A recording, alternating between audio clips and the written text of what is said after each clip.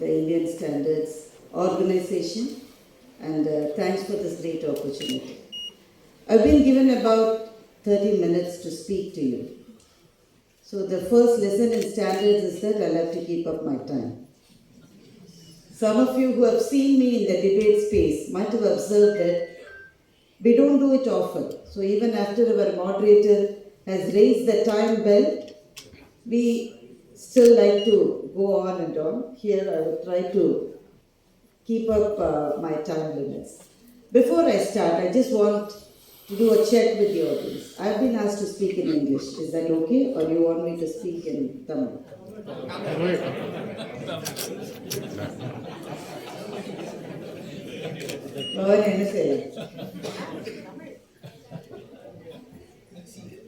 முதல்ல தமிழ் சொன்ன உடனே லைட் போனது ஒரு மாதிரி இருந்தது. ஸோ தமிழ் கொஞ்சம் கூட தெரியாதவங்க யாராவது இருக்கீங்க?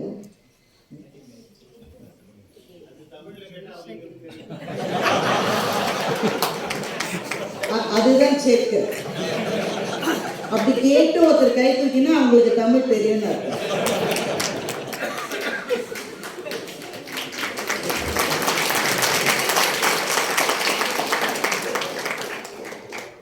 So, sir, if this is okay, I don't know about Shri Adalji also. No problem.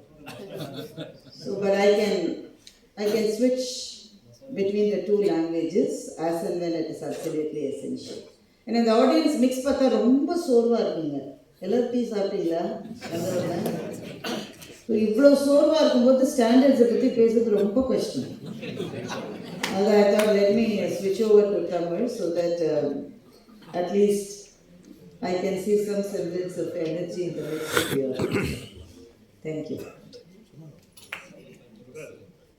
தரநிலை திருவிழா அப்படின்ற அபாரமான டிரான்ஸ்லேஷனை முதல்ல லீமெரிடிய நோட்டோட ஸ்டாண்டர்ட்ஸ் என்னன்னு பார்க்கணும். எவ்வளோ தடவை கரண்ட் போகலாம், ஒரு தடவை கரண்ட் போனால் எவ்வளோ நேரத்துக்குள்ளே அது திரும்பி வரலாம், செமினார் நடத்தும்போது எவ்வளவு நேரம் இருட்டில் இருக்கலாம் என்பதற்கான தர விதிகள் ஏதாவது நிர்ணயிக்கப்பட்டிருக்கிறதா?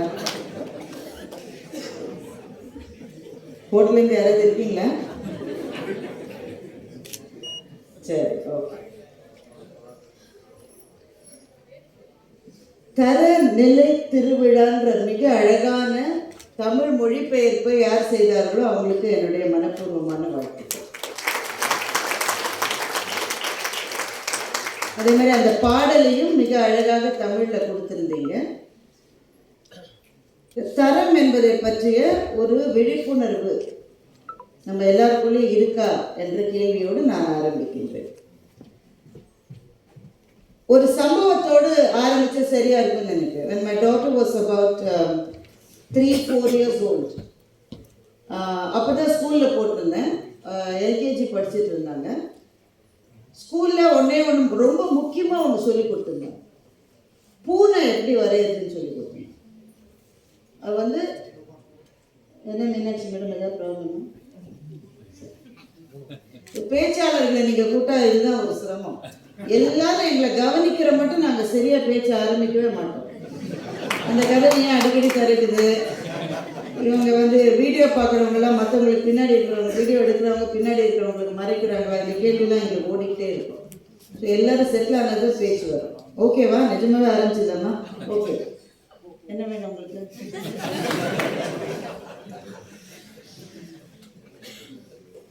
முக்கியமான ஒன்று ஸ்கூலில் சொல்லி கொடுத்துருந்தாங்க. How to draw a gate. ஞாபகம் இருக்கா உங்களுக்கெல்லாம்?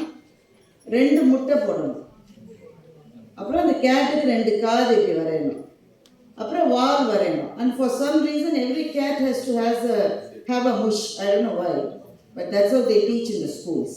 ஸோ அதுக்கு ஒரு மீசை மாதிரி ஒன்று வரையணும். இதை சொல்லி கொடுத்துட்டாங்க. அண்ட் அவளுக்கு ஒரு புக் இருந்தது. For some reason she believed that அந்த புக்கில் இருக்கிற எல்லா பேஜ்லேயும் கேட்டு தான் வரையணும்னு அவள் முடிவு பண்ணிட்டான். அது ஏன்றதை அவளால் எக்ஸ்பிளைன் பண்ண முடியல. எல்லாத்துலேயும் அதான் வரையணும். அது வரைவா அந்த பேஜை கிழிச்சு இப்படி வைப்பாள். கிட்டத்தட்ட 30 பூனை வரைஞ்சான். நானும் பொறுமையாக எல்லா பூனையும் பார்த்துட்டே இருந்தேன். அப்புறம் அந்த 30ஐயும் பார்த்துட்டு அதுலேருந்து ஒரு 7-8 பூனை எடுத்து தனியாக வச்சுட்டான். பாக்கி இருக்கிற அந்த 23 அந்த புக் அந்த கேஸ்குள்ளேயே போட்டுட்டு மிஸ்கிட்ட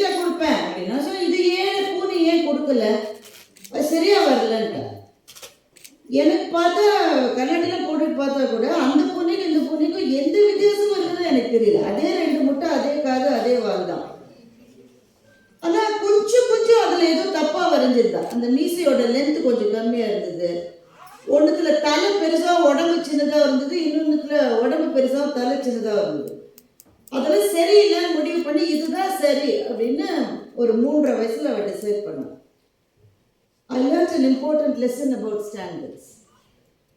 நம்ம ஒவ்வொரு செயலை செய்வதற்கும் நம்முடைய மனத்துக்குள் ஏதோ ஒரு விதமான தர நிர்ணயம் இருக்கிறது. இன்னரெண்டா நமக்குள்ள அது இருக்கு. ஆனா நம்முடைய வசதி அல்லது தரம் இது ரெண்டுத்துல எந்த பாதையில போகணும்னாக்க பாருங்க, இங்க மாதிரி தான், இந்த லைட் மாதிரி தான். which is comfortable and which is correct என்றால் பெரும்பாலான சமயங்களில் we choose the path of comfort and not the path of righteousness.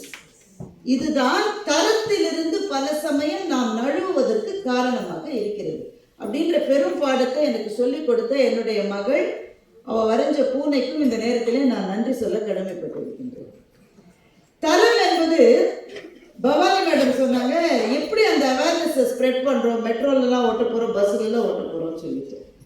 அது ரொம்ப நல்ல விஷயம், அதை செய்யணும் கட்டாயமா.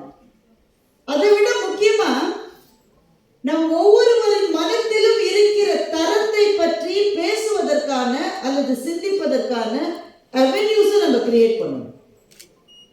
இந்த ஹால்மார்க் வந்த போது உங்களை மாதிரி நானும் ரொம்ப மகிழ்ந்தேன். எவ்வளோ நாளாக காத்துட்டு இருந்தோம். நம்ம ஒரு இடத்துல இருந்து வாங்குவோம், 10 வருஷம் கழிச்சு வேற ஒரு கடைக்கு போயிடக்கூடாது. நீங்கள் விற்கிறதுக்கு தங்க கடைக்கு இதை எடுத்துட்டு வந்தீங்களா, இது தங்கமே இல்லையான்னு சார் பில்லு வச்சிருக்கேன் சார், பில்லு இருக்கு ஆனால் தங்கம் இல்லையான்னு. நீங்க என்ன பண்ணுங்க, ஒரு ஸ்டாண்டர்டைசேஷன் கொண்டு வருவது என்பதுதான் தர நிர்ணயத்தில் மிக முக்கியமானது. ஆனால் தர நிர்ணயம் is just not about standardization. It's above and beyond that. Thanjavur கோயிலுக்கு ஒரு முறை நான் போயிருந்தேன். பொதுவாக தஞ்சாவூர் கோயிலுக்கு போற, பிரகதீஸ்வரர் கோயிலுக்கு போற எல்லாரும் என்னென்ன பார்ப்பார்களோ அதை விட அந்த கோயிலை பார்ப்பதற்கு 10,000 விஷயம் இருக்கு. நம்ம வழக்கமா பார்த்துட்டு அப்படியே ஒரு ரவுண்ட் அடிச்சுட்டு வெளியில வந்துடுவோம். அப்படி இருக்கிற ஒரு விஷயம் அந்த பெருவுடையார் மண்டபத்துக்கு கீழே இருக்கிற சில குதிரை சிலைகள், men riding on horse, நிறைய ஸ்கல்ப்சர்ஸ் இருக்காங்க. அங்கே நான் போன போது அந்த இடமே வெளிச்சம் அவ்வளவா இருக்காது. இப்பவே வெளிச்சம் அதிகமா இல்லைன்னா கட்டப்பட்ட நேரத்தில் அது சிற்பி அதை வடித்த நேரத்தில் எவ்வளவு அங்கே ஒளி இருக்குன்னு எனக்கு தெரியல. அதை எங்களுக்கு சுற்றி காட்டிய ஒரு நண்பர் என்கிட்ட கேட்டார், என்ன பார்க்குறீங்க? என்ன ஒரு குதிரை மேலே ஒரு ஆள் போயிட்டு இருக்கான். அந்த குதிரை அப்படி கால் தூக்கிட்டு இருக்கு, இவன் போயிட்டு இருக்கான். அவனுடைய கால் பாதம் அந்த குதிரையினுடைய அந்த சேனம் என்று சொல்லப்படுகிற இடத்துல where he rests his foot, அவனுடைய கால் பாதம் இருக்கு. எவ்வளோ பெருசு இருக்குன்னு நினைக்கிறீங்க? நான் நிறைய சிற்பம் இருக்கு. அதுல ஒரு சிற்பம் எவ்வளோ, ஒரு 50 குதிரை இருக்கு, 50 ஆள் இருக்கான், 100 கால். குதிரையோட கால சொல்ல, ஆளோட கால சொல்ற, 100 கால். அந்த 100 கால்ல ஒவ்வொரு காலிலும் 5 நகங்கள் இருக்குது. நகம், இந்த நெயில் பெட் அப்படின்னு இந்த இடத்த சொல்லுவோம். தெரியுதா எல்லாருக்கும்? வெளிச்சம் நல்ல வேலை, இப்போ லைட் இருக்கு. இது நெயில் பெட்னு சொல்லுவோம். This is nail and this is your finger. இது ஒவ்வொன்றுமே வேறு வேறு எபித்தீலியல் டிஷ்யூஸால் பண்ணப்பட்டிருக்கனால இந்த 3 பகுதியும் தொடுகிற போது வேறு வேறு கை உணர்ச்சிகள் உங்களுக்கு உருவாகும். நீங்களே உங்கள் நகத்தை தொட்டு பார்த்துக்கீங்களா? நகத்தை தொடுகிற போது கொஞ்சம் சொரசொரன்னு இருக்கும். இந்த நெயில் பெட் என்று சொல்லப்படுகிற இந்த வளையத்தை தொடுகிற போது கொஞ்சம் சாஃப்டாக இருக்கும். விரலை தொடுகிற போது இன்னும் அதிகமாக சாஃப்டாக இருக்கும். அப்படிதானேங்க? இவ்வளோ அமைதியாக இருக்கீங்க. நான் என்ன பிசிக்ஸ் இதுதானே, கை இப்படிதான் இருக்கு. அந்த குதிரை வீரனுடைய ஏதாவது ரேண்டமா அந்த ஒரு சிலைய, ஒரு சிற்பத்தை தேர்ந்தெடுத்து அவன் குதிரையில கால் வச்சிருக்கான்ல, அந்த கால்ல ஏதாவது ஒரு நகத்தை தொட்டு பாருங்கன்னு அவர் சொன்னார். சுட்டிக்காச்சு. நான் ரேண்டமா ஒரு குதிரையை தேர்ந்தெடுத்து அது மேல உட்கார்ந்த ஒரு ஆளை தேர்ந்தெடுத்து அவனோட காலை தேர்ந்தெடுத்து ஒரு நகத்தை தேர்ந்தெடுத்து அதை தொட்டு பார்த்தேன். நீங்க நம்ப மாட்டீங்க, இப்ப நாம தொடுகிற போது உணர்கிற 3 விதமான ஸ்பரிசங்களை அந்த கல் சிலையில் என்னால் உணர முடிந்தது. நகத்தை தொடுகிற போது கொஞ்சம் சொரசொரன்னு செதுக்கிட்டார். நெயில் பெட்னு சொல்லப்படுற இந்த வளையத்தை தொடுகிற போது அதை விட கொஞ்சம் சாஃப்டா இருக்கு. கல் தான், எல்லாமே கல். அதற்கும் கீழே இருக்கிற இந்த கால் விரல் பகுதியை தொடுகிற போது அதை விட அந்த கல் கொஞ்சம் மென்மையாக இருந்தது. எனக்கு என்ன கேள்வினா, இதை எப்படி செய்தான் என்பது கேள்வி அல்ல. என்ன செய்ய முடியும், ஒரு சிற்பிக்கு இதை எப்படி செய்வது என்று தெரியும். என்னுடைய கேள்வி என்னவென்றால், இதை யார் மானிட்டர் பண்ணி இது ஸ்டாண்டர்ட் ஜீரோவுடைய ஸ்டாண்டர்ட்ஸ் படி இருக்கா அப்படின்னு ரேட்டிங் போடுறதுக்கு அந்த காலத்துல அந்த சிற்பிக்கு யாராவது இருந்திருப்பாங்களா? I don't think so. ஆனா ஏன் அப்படி செஞ்சான்? அதுவும் ஏதோ ஒன்றில் செய்யாமல் ரொம்ப பிரம்மாண்டமா ஒத்த சிலை இருக்காது, நீங்க அப்படி பண்ணீங்கன்னா பரவாயில்லன்னா எல்லாம் வந்து பார்ப்பாங்க. இது நிறைய சிற்பங்கள் இருக்கிறது. யார் எதை பார்ப்பாங்கன்னு சொல்ல முடியாது. வெளிச்சம் கூட சரியா இல்லை. வரவும் கூட அங்க பாக்கிறதுக்கு வருவாங்க, இல்லாட்ட பெருவுடையாரை பார்த்துட்டு போற மாதிரி நிறைய பேர் வருவாங்க இல்லையா? சிற்ப சாஸ்திரமும் கலைகளும் தெரிந்தவர்கள் எவ்வளவு பேர் வருவாங்கன்னு எதிர்பார்த்து, யாரையும் எதிர்பார்த்து அவர் அதை செய்யவில்லை. அவருடைய மனசுக்குள் ஒரு தொழில் தர்மம் இருக்கிறது, அதுல ஒரு ஸ்டாண்டர்ட் இருக்கு. அந்த ஸ்டாண்டர்டுக்கு நான் கீழே போயிடக்கூடாதுன்ற ஒரே ஒரு சிந்தனையினால் நமக்கு 1000 ஆண்டுகள் முன்பு வாழ்ந்த ஒரு மனிதன் இதை செய்திருக்கிறார் என்றால், இன்றைக்கு நாம் செய்கிற ஒவ்வொன்றிலும் இருக்கிற தரத்தை பற்றி, நம்முடைய மனத்திலே இருக்கிற அந்த அறத்தை பற்றி நாம் ஏன் சிந்திப்பதில்லை? அவ்வளவுதான் கேள்வி. எல்லாருடைய மனத்திலும் நம்ம செய்கிற வேலை அலைந்தால் எனக்கு போருக்கு ஜாஸ்தி. அதை கண்டுபிடிக்க மாட்டாங்க சார், கண்டுபிடிக்க மாட்டாங்க, தெரியாது சார். நீங்க ஏன் அவங்க கப்புன்னு பீட்சாவை வாயில போடுறத பாருங்க, அதுல இருக்கிறது என்ன மாவுன்னு அவன் யோசிப்பானா? தெரியவே தெரியாது என்று நினைக்கிற கமர்ஷியல் நோக்கங்கள் பெருகிவிட்ட ஒரு சமூகத்தில் வாழ்ந்து கொண்டிருக்கிறோம். சென்னையில் நான் சாலிகிராமன்ற பகுதியில் வசிக்கிறேன். இந்த உலகத்திலேயே மிக கன்ஜஸ்டடான ஒரு பகுதி என்று அதை நான் சொல்ல துணிவேன். உலகத்தில் எல்லா நாடும் நான் போனதில்லை, ஒன்று மட்டும். ஏன்னா அங்கே மெட்ரோ வேலை மும்முரமாக நடந்து கொண்டிருக்கிறது. அதனால அங்கே ஒரு 1/2 கிலோமீட்டர் தாண்டறதுக்கு எங்களுக்கு ஒரு 3/4 மணி நேரம் ஆகும். அந்த 1/2 கிலோமீட்டர்ல 22 சாப்பாடு கடை இருக்கு. எண்ணினேன். உனக்கு வேற வேலையே இல்லையான்னு கேட்காதீங்க, டிராஃபிக்ல இருக்கும்போது என்ன வேணா செய்யலாம். 22 கடையை எண்ணினேன். பெரும்பாலும் எல்லா கடையிலையும் வேற வேற பரோட்டா மாஸ்டர்ஸ் பரோட்டாக்கு மாவு பிடிச்சிக்கிட்டே இருப்பாங்க. பரோட்டா மாஸ்டர்ஸ் விதவிதமான தோற்றங்கள்ல இருப்பாங்க. பரோட்டா எப்போ ஒரே தோற்றத்துல தான் இருக்கும். எப்படி எண்ணெயில சல்ல சல்ல சல்ல சல்ல சல்லன்னு வெளிருகிற பரோட்டா. அது ஆர்வமா நம்ம இளைஞர்கள் வாசல்ல இருந்து சாப்பிட்டுட்டு இருப்பாங்க பல பேர். நமக்கு இட்லி செரிக்க மாட்டேங்குதுங்க, அந்த பரோட்டாவை சாப்பிட்றாரு மனசுக்குள்ள லேசா கொஞ்சம் லைட்டா பொறாமல் தானே சொல்ல. அப்ப நான் யோசிப்பேன், இவங்களுக்கு என்ன ஸ்டாண்டர்ட்? அந்த எண்ணெய் எத்தனாவது தடவை உபயோகப்படுத்துகிற எண்ணெய். பல பேர் நல்ல எண்ணெய் போட்டு செய்வாங்க, எல்லாரும் நான் குறை சொல்லுவேன். ஆனா எல்லாருமே செய்வாங்கன்னு சொல்ல முடியும். அப்ப என்னதான் ஸ்டாண்டர்ட் வைக்க முடியும்? ஒரே ஒரு ஸ்டாண்டர்ட் தான். உனக்கு வர கன்சியூமர் யாரு? அவன் ஹெல்த்தியா இருக்கணும்னு நீ மனசார நினைச்சு ஒண்ணு செய்கிற போது அந்த தவறை உன்னால் செய்ய முடியாது. அப்படிப்பட்டவர்கள் இருக்காங்க. நான் எங்க வீட்டு பக்கத்துல செல்வி அக்கான்னு இட்லி வைக்கிற அம்மா ஒண்ணு. எங்க வீட்டு ஜன்னல்னு தெரியும். செல்வி அக்காவை நான் ஆல்மோஸ்ட் தினம் பார்ப்பேன். காலையில் 5 மணிக்கு நல்ல பெரிய திருநீர் குங்குமம்லாம் வச்சுட்டு நல்ல மோட்டாவான பொருளை கரோராக இருக்கும். சில ஆட்களை பார்த்தோன்னே சொல்லிட்டோம், என்ன வந்துடுது நீ 117 ரூபாய் பாக்கி, போய் நேரு ஒன்றுவாங்க. அதுக்கு வீட்டுக்காரர் ஒருத்தர் வீட்டுக்காரர் சொல்ல கூடுப்பா சும்மா நீ என்ன தெரியும் வியாபாரத்தை பற்றி கம்னு சட்னி செய்யும். அதனால நான் போக மாட்டேன். இது இப்படி பேசுது இல்ல, என்ன கரோரா பேசுது. நாம பெரிய ஹோட்டலில் போய் யாராவது இப்படி பேசுனா உடனே ரேட்டிங் நம்ம கொடுத்துருவோம்ல. The rating is 1 or less than that because the person who was serving my food did not smile at me. பாவம், இந்த மாதிரி ஹோட்டலில் வேலை செய்கிறவங்களா சிரிக்கலன்னா நம்ம ரேட்டிங்கை கம்மி பண்ணிடுவோம். சிரிச்சாலும் சிலது கம்மி பண்ணுது. He was always smiling. பயந்து வேலை செய்கிறாங்க. செல்விக்காக அதெல்லாம் ஒரு பயமும் கிடையாது. கண்ணா பின்னு பேசுறேன். நீ வந்த போல கொடுப்பேன் நினைச்சேன், நீ போய் நேரு அப்படின்னா. ஆனால் எனக்கு என்ன ஆச்சுன்னா அந்த போக மாட்டான், நின்றுட்டே இருப்பான். இது வியாபாரம் எல்லாம் முடிச்சுட்டு கடைசியில் ஒரு 10 இட்லியில் 3 இட்லியை வீட்டுக்காரர் கொடுத்துட்டு 7 இட்லி அந்த அம்மா சாப்பிடும். இதெல்லாம் நான் கவுண்ட் பண்ணியிருக்கேன் பாருங்க. இந்த நடுவில் உடம்பு சரியில்லாமல் இருந்தால நிறைய டைம் இருந்தது. 7 இட்லி சாப்பிடும். இந்த 7 இட்லி அது எல்லாருக்கும் கொடுத்துட்டு கிட்டத்தட்ட 11 மணியோட பிரேக்ஃபாஸ்ட் சாப்பிடுறது. அந்த நேரத்தில் சாப்பிட்ற போது 7 இட்லியை எடுத்துட்டு ஓரத்தில் நிற்கிறல்ல, வந்து தொலை சொன்னாலும் போக மாட்டேன்னு 4 இட்லி அவனுக்கு கொடுத்துட்டு 3 இட்லியை தான் சாப்பிடும்.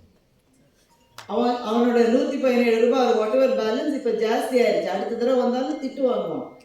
ஆனால் அவனுக்கு கொடுக்கிற அந்த இட்லியை கொடுக்குற போது 2 சட்னி வச்சுருக்கோம். ஒன்று காலையில் 3 மணிக்கு செஞ்ச சட்னி, அது அநேகமாக 11 மணிக்குள்ளே ஊச ஆரம்பிச்சிடும். சட்னியை பற்றி தெரியும் தானே? ஹோட்டலெல்லாம் சாப்பிட்டீங்கன்னா இரவு சட்னி சாப்பிடக்கூடாது, தேங்காய் சட்னி சாப்பிடக்கூடாது. அது பெரும்பாலும் காலையில் செஞ்சதாக தான் இருக்கும். Unless they have their own standards to determine the time at which the chutney was made. And somebody sticks to it and adheres to it.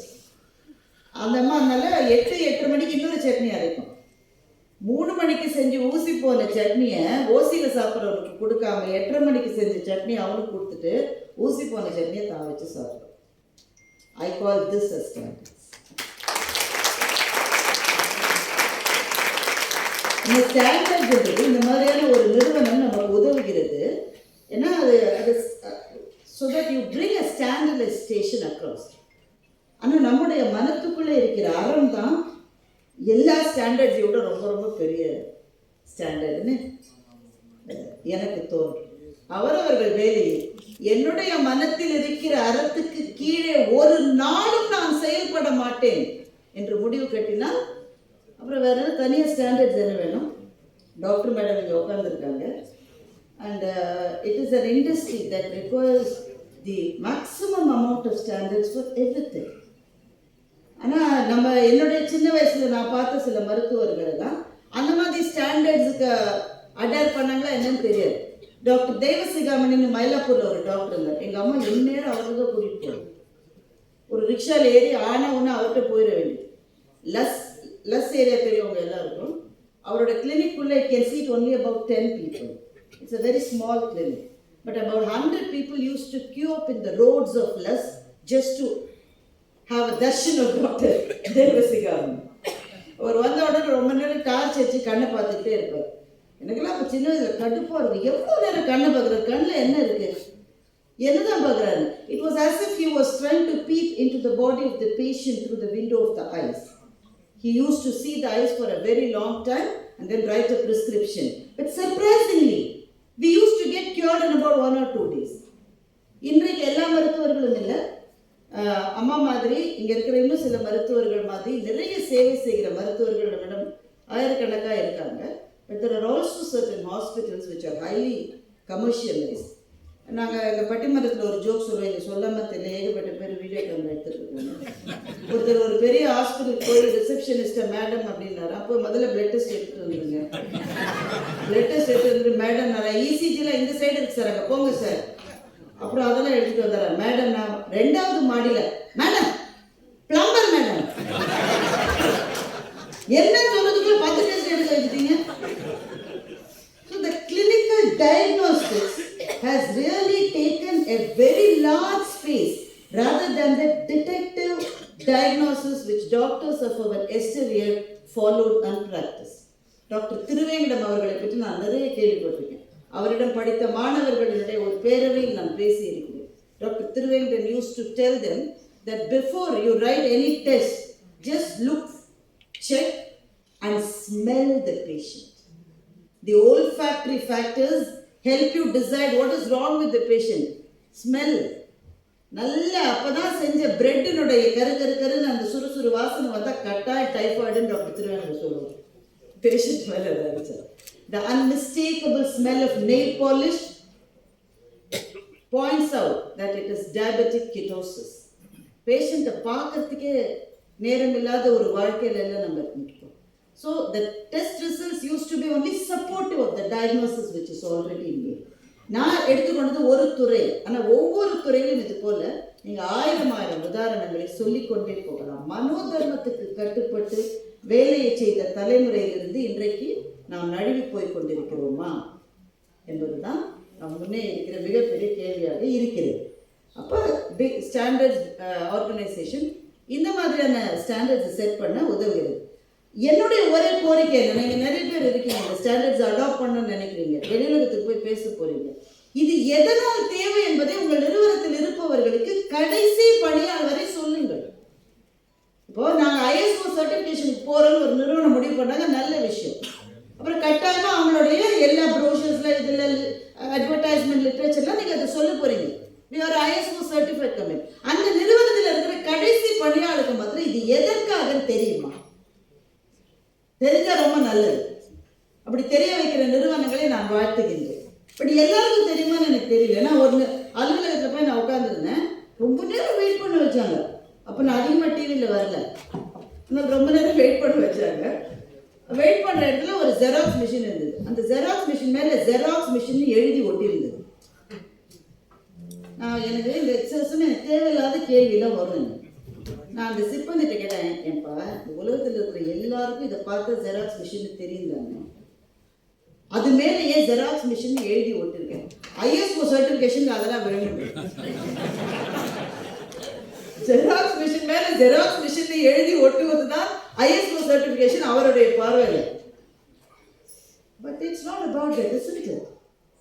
So it's not about the millions of papers that you generate. It's about the intent that you have towards your customers. என்னுடைய customer, என்னோட வாடிக்கையாளர் நல்லா இருக்கணும், திருப்தியா இருக்கணும், அவரை நான் ஏமாற்றக்கூடாதுன்றதுக்காக உருவாக்கப்பட்டவை தான் ஸ்டாண்டர்ட்ஸ்.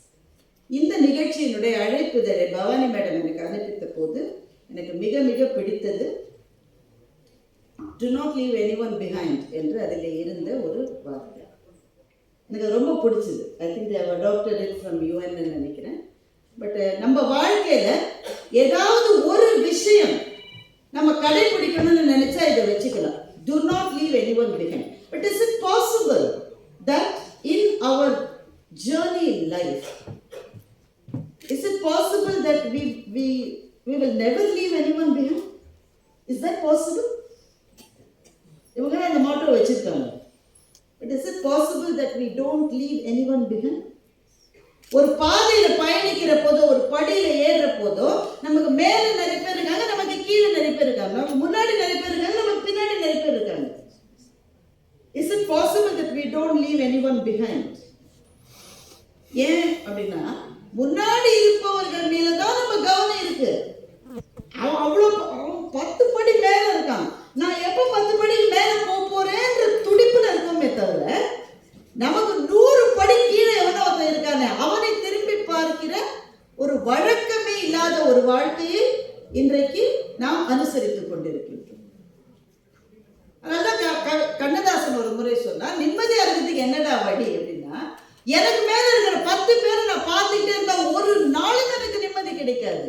உனக்கும் கீழே உள்ள ஒரு கோடி நினைத்து பார்த்து நிம்மதி நாடு என்று கண்ணதாசன் இதை மிக அழகாக சொன்னார். அதுதான் இவங்க மாட்டோ வச்சுக்கணும், do not leave anyone behind. இந்த உலகத்தில் நமக்கு பின்னாடி எவ்வளோ பேர் இருக்காங்கல்ல, நமக்கு பின்னாடினா பிசிக்கலாக சொல்ல முதல் ரோல் இருக்கிறவங்களுக்கு பின்னாடி நிறைய பேர் இருக்கீங்க, அந்த நான் சொல்லலை. இப்போ வாழ்க்கை என்கிற பாதை பயணத்தில் கல்வித்தளத்தில் நம்ம நகரங்களில் பிறக்கிறோம், கொஞ்சம் வசதியான ஏற்கனவே கல்வி அறிவு இருக்கிற பெற்றோர்களுக்கு நம்ம பிறந்திருக்கோம்னாக்க ஒரு பிரச்சனை இல்லாமல் அப்படியே கேக் வாங்க மாதிரி சல்லுன்னு 4 லைனில் போகிற மாதிரி காலேஜில் போய் சேர்ந்துடுறோம். ஆனால் அந்த நிலைக்கு வருவதற்கே முடியாமல் எத்தனை பேர் பின்னால் இருக்கிறார்கள். நான் ஒரு தடவை திருவாரூர் பகுதியில் நான் இருந்தப்போங்க, அப்போல்லாம் அங்கே ஒரு பயங்கரமான பஸ் வரும். நான் சொல்லுறது ஒரு 25 வருஷத்துக்கு முன்னாடி. அந்த பஸ்ஸில் வந்து ஒரே ஒரு பஸ்ஸு தான், ஓடி போய் பஸ்ஸை பிடிக்கணும். எனக்கு ஒரு தடவை நான் ஓடி போய் பிடிச்சி டிக்கெட் வாங்கி ஜெனரலில் ஒரு சீட்டு கிடச்சிச்சுன்னா நோபல் பரிசு கூட அதுக்கு கீழ்படி சாதனை தான். இது வந்து அதோட மேற்படி சாதனை. சந்தோஷமாக உட்காந்துருக்கேன். But the bus was so crowded. பார்க்கவே ரொம்ப வறுமை நிலையில் இருந்த ஒருத்தர், பார்த்தாலே தெரியுது அவர் ரொம்ப வறுமையாக இருக்காரு. அவர் முட்டி மோதி ஏற ட்ரை பண்ணார். அந்த கண்டக்டர் என்ன சொன்னார், with all good intentions the conductor said, யோ இங்கே தான் இவ்வளோ அமராங்கல்ல, டிக்கெட்டை வாங்க, போய் முன் வாசல் வழியாக ஏறிக்கோ. முன் வாசல் ஏறத்துக்கு பொதுவாக கண்டக்டர்ஸ் அனுமதிக்க மாட்டாங்க அப்போல்லாம். இப்போ அவன் அனுமதிச்சாங்க அவரை, ஏன்னா டிக்கெட்டை கொடுத்துட்டு முன்னாடி போய் ஏறிக்கணும். இவர் டிக்கெட்டை வாங்கிட்டு முன் வாசல் வழியாக போகிறதுக்குள்ள பஸ்ஸு கிளம்பிடுச்சு. இவர் வந்து அங்கேயும் ஓடி போய் பிடிக்க முடியல, ஏன்னா அவரால் வேகமாக ஓட முடியல. இப்போ பின்னாடி வராரு, ஏன்னா இந்த வழியாக வந்து ஏறிடலாம் தொங்கிடலாம். இங்க ஏற்கனவே பல பேர் ஃபுட்போர்ட்ல தொங்கியிருந்தாங்க. முன்னாடி ஏற முடியாம பின்னாடி ஏற முடியாம அந்த மனிதர் என்ன செஞ்சார் தெரியுமா? ஒரு கட்டத்தில் தன்னுடைய முயற்சியை கைவிட்டார். டிக்கெட்டை கீழே போட்டு காரி தூக்கினார் அந்த டிக்கெட். நான் பஸ்ஸில் உட்காந்து இதை பார்த்துட்டு இருந்தேன். எனக்கு அப்போ ஒரு 13-14 வயசு இருக்கு. எனக்கு ரொம்ப அழுக வந்தது எனக்கு. But I was so voiceless. எனக்கு தைரியமே இல்லை. அப்போ கத்தி சத்தம் போட்டு ஒருத்தர் டிக்கெட் வாங்கிட்டு பஸ்ல ஏறல, இந்த பஸ்ஸை நிறுத்துங்கன்னு சொல்லுவதற்கான குரலோ தைரியமோ வயதோ மெச்சூரிட்டியோ எதுவுமே எனக்கு இல்லை. நான் செய்யக்கூடியதெல்லாம் அழுததுதான். ஆனால் இன்றைக்கு வாழ்க்கையினுடைய நடுத்தர கட்டத்தில் நான் நிற்கிற போது இப்படி ஒரு காட்சியை நான் ஒருவேளை பார்த்தேன் என்றால், சத்தம் போட்டு நிறுத்துங்க பஸ்ஸ, ஒருத்தர் முடியாத ஒரு டிக்கெட் வாங்கிட்டாரு, முன்னாடி ஏற முடியல பின்னாடி ஏற முடியல, என்னையா நியாயம் என்று நான் ஒருவேளை கேட்கவில்லை என்று வைத்துக் கொள்ளுங்கள். கேட்கல. அந்த நேரம் பார்த்து நமக்கு போன் பார்க்கறதுக்கு தான் வேலை இருக்குல்ல, நான் அதை பார்க்கவே இல்லைங்க, போன் எல்லாம் பார்த்துருக்கேன் என்று நான் இருந்தால், then I am a party to what I witnessed there, which is leaving people behind. நம்முடைய வாழ்க்கையில் are we not leaving people behind us? Consciously or unconsciously? யார்கிட்ட பேசணும்? பேசிக் தானே கேட்கிறேன். Consciously or unconsciously? Unconscious bias is more dangerous than conscious neglect. We just blame it on unconscious bias. எனக்கு தெரியல, அம்மா ஒன்று இருக்குன்னு எனக்கு தெரியல. That is more dangerous than a conscious neglect. அப்போ தர நிர்ணயம், தர கட்டுப்பாடு என்பது எல்லாமே என்ன ஆப்ஜெக்டிவ் இவங்க சொல்றாங்கன்னாக்கா, don't leave anyone behind. How many people have I left behind? I don't know. There are statistical tools to analyze that. விதவிதமான ஸ்டாட்டிஸ்டிக்கல் மெத்தட்ஸ் இருக்கு. அதெல்லாம் சொன்னா நீங்க இதோட எந்திரிச்சு போயிடுவீங்க. CART மெத்தட் என்று ஒரு மெத்தட் இருக்கிறது. It's an analytical tool on regression to help understand who is the person who is farthest behind. அதற்கான டூல்ஸ் எல்லாம் இருக்கு. அந்த மாதிரியான விஷயங்களை இணைக்கிற போது 12 கோல்ஸ் அவர் கொடுத்துருக்காங்க. தயவுசெய்து நீங்கள் எல்லாம் படிச்சு பாருங்க. I'm just going to end my speech. எனக்கு இன்னும் 10 நிமிஷம் இருக்கு. With one of the goals that we have 12 goals இருக்கு. அதில் one is about women empowerment. எனக்கு ரொம்ப பிடிச்ச சப்ஜெக்ட்ன்றதுனால அதை விட்டுட்டு என்னால் வேறு எங்கேயும் போக முடியும். என்ன எம்பவர்மெண்ட் உங்களுக்கு, இதை விட என்ன வேணும் உங்களுக்கு? ஒருத்தர் கோவப்பட்டு என்கிட்ட கேட்டார், இதை விட என்னங்க வேணும் உங்களுக்குலாம்? கிரெடிட் கார்டு என் வீட்டுக்கார மட்டும் தாங்க இருக்கு, பின்ன அடிக்கடி மாற்றினாங்க எனக்கு சொல்லாம. இதை விட என்ன வேணும்? இல்லை இதை விட நிறைய வேணும்னு சொல்லிட்டு தான் நான் இங்கே ஓட்டுறேன். இதை விட நிறைய வேணும். So at this point of time just going to lash out some statistics. It may be a little dated, but I think the data is still very, very relevant. 1 out of every 3 women or girl in this entire world has been sexually or physically abused at some point of time in her life. This data is still a valid data. Only 22.8% of the seats in the world's parliaments in various countries are occupied by women. Just 22.8%. That's it. There are about 600 million women who still live in countries where domestic abuse is not a legal crime. There are about more than 700 million people who can't read or write. But out of that number, 2/3 are women.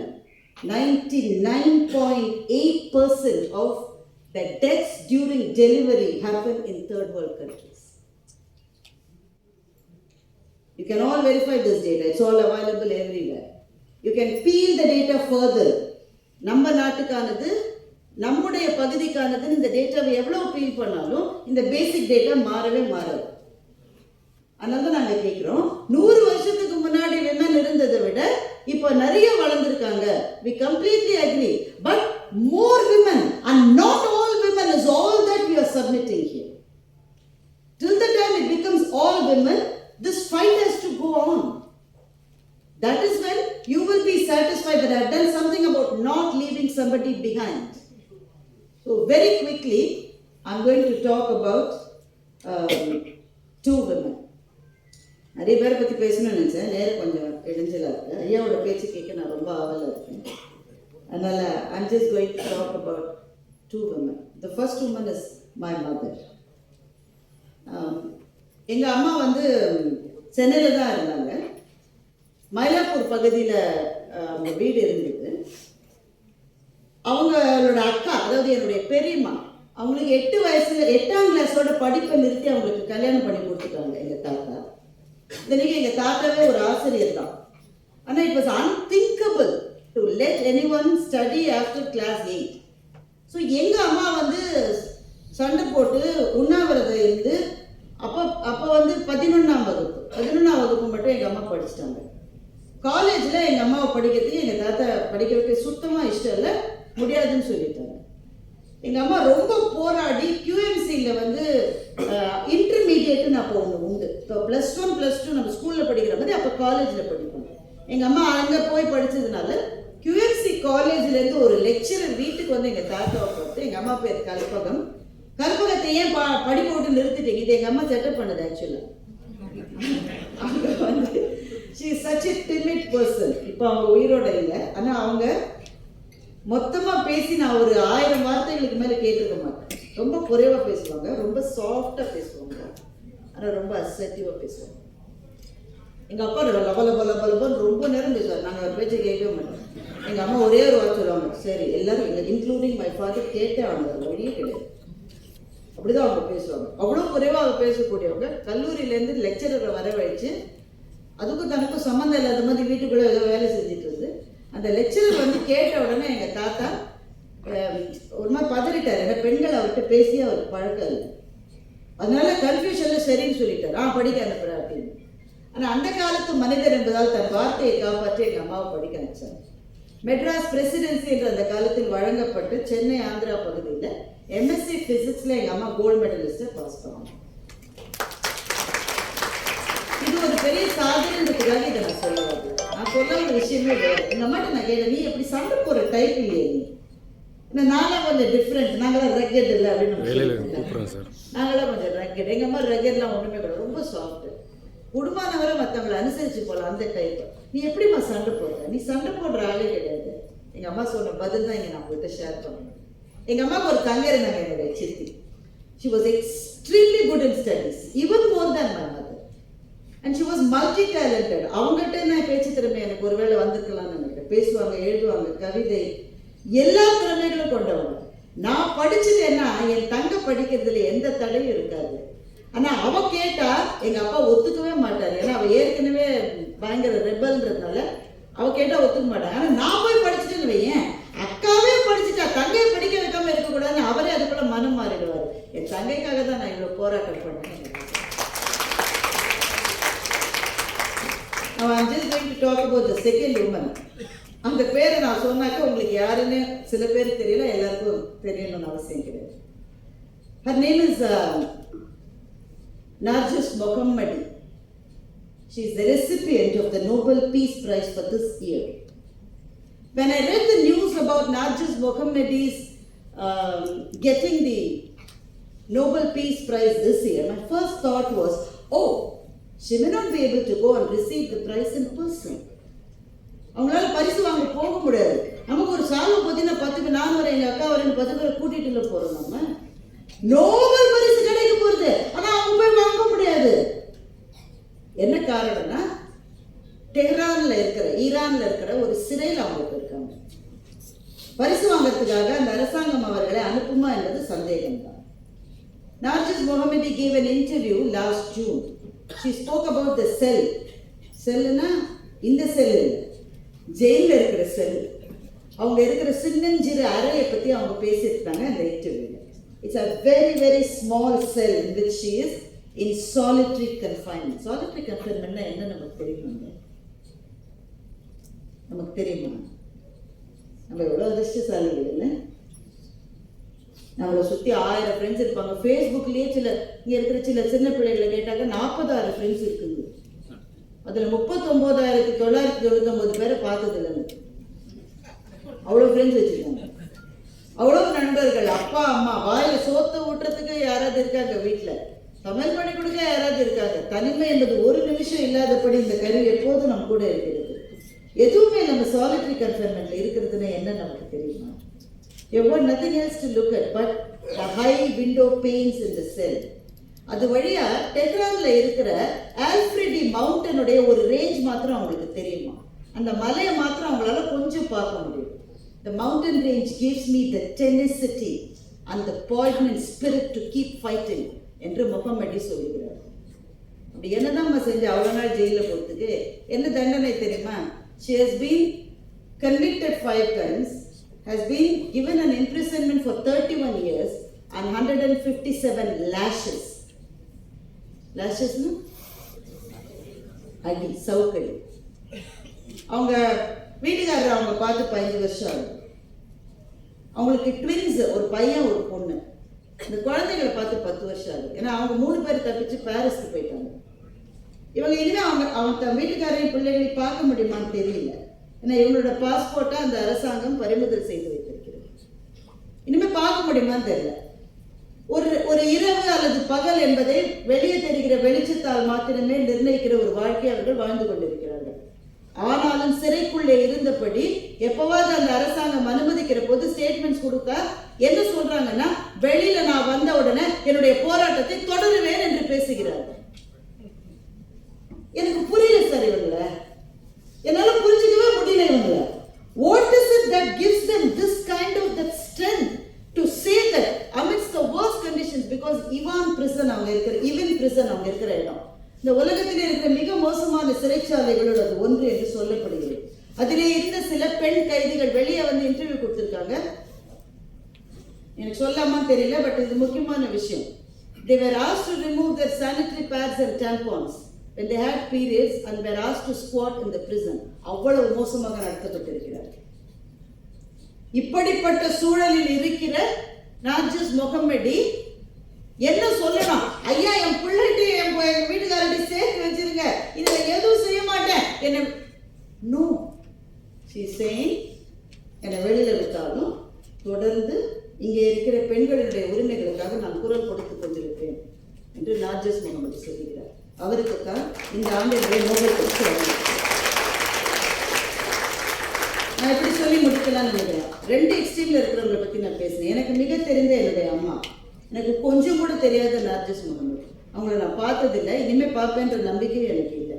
2 பேரும் 2 துருவங்கள் இருக்காங்க. ஆனால் 2 பேருக்கும் பின்னாடி ஒரே ஒரு விஷயம்தான் இருக்கு. மற்றவர்களுக்காக சில போராட்டங்களில் சில முன் ஏற்றம் செய்வதை, முன்னால போய் மற்றவர்களுக்கு வழிகாட்டுவதை 2 பெண்களும் செஞ்சிருக்காங்க. எங்கள் அம்மா எனக்கு எப்படி நெருக்கமானவளோ, நார்ஜஸ் முகமது என் மனதில் எனக்கு நெருக்கமானவராக நான் உணர்கிறேன். There is something common between the two of them. In fact, there is something common between the Selviaka that I mentioned at the beginning of my speech, my mother, and Narjis Mohammed. Because if a woman decides to do something for the other, this fighting spirit in her, her indomitable spirit to go ahead for the sake of others, is absolutely fabulous. நான் இத்தனை தூரம் இன்றைக்கு வந்திருப்பதற்கு இது மாதிரியான பெண்களும் இந்த பெண்களுக்கு உதவி செய்கிற ஆண்களும் தான் காரணம். இப்படிப்பட்டவர்கள் தான் இப்படி. ஏன்னா, because feminism is not a fight against men. It is only a fight against having beliefs that put down women. That's it. It's not a fight against men. இது ஆணும் பெண்ணும் சேர்ந்து செய்ய வேண்டிய ஒரு பயணம். இந்த 12 கோல்ஸ்ல ஒரு கோல் தான் நான் எடுத்து என் மனதில் தோன்றிய எண்ணங்களை உங்களோடு பகிர்ந்து கொள்கிறேன். இன்னும் 11 இருக்கு. இது எல்லாவற்றையும் நினைக்கிற போது அந்த அருமையான கனவு, டோன்ட் லீவ் எனிஒன் பிஹைண்ட் என்கின்ற கனவு முன்னேற்பாடாக வேண்டியது. சார் வந்து சீஃப் செக்ரட்டரியா இருந்த போது அந்த காலையில் பிரேக்ஃபாஸ்ட் கொடுக்குற அந்த ஸ்கீம் வருவதற்கு அவர் ஒரு பெரிய காரணமாக இருந்தார். அதை எப்படி பாராட்டுவதுன்றது நமக்கு தெரியணும்னா, சில சமயம் காலையில் ரொம்ப ஏழை குழந்தைகள் படிக்கிற பள்ளிகளுக்கு நம்ம போயிருந்தா தான் எனக்கு தெரியும். நான் போயிருக்கேன். அசம்பிளி நடக்கிற போது 3 பிள்ளை மயக்க அடிச்சது. இப்போதான் ஸ்கூல்லே ஆரம்பிச்சிருக்கு, இன்னும் கணக்கு டீச்சரே வரல, அதுக்குள்ள மயக்கம் போட்டுட்டோம். சாப்பிடல. So to leave anyone behind என்பது நம் ஒவ்வொருவரினுடைய உள்ளத்துக்குள் குடிகொள்ளுகிற அறமாக இருக்கிற போது இந்த சமூகம் இன்னமும் மேலே செல்லும். அதற்கான விதிமுறைகளை அவர்களுக்கே உரிய பாணியில் நிறைவேற்றி கொண்டிருக்கின்ற இந்த இந்திய தர கட்டுப்பாடு மையத்தை சார்ந்த அத்தனை பேருக்கும் இதை பற்றி அவேர்னஸ் கிரியேட் பண்ணுறதுக்காக உழைத்து கொண்டிருக்கிற ஊடகத்துறை சார்ந்த நண்பர்களுக்கும் இங்கே வந்திருக்கிற உங்கள் அத்தனை பேருக்கும் என்னுடைய நன்றியை சொல்லிக் கொடுக்கிறேன்.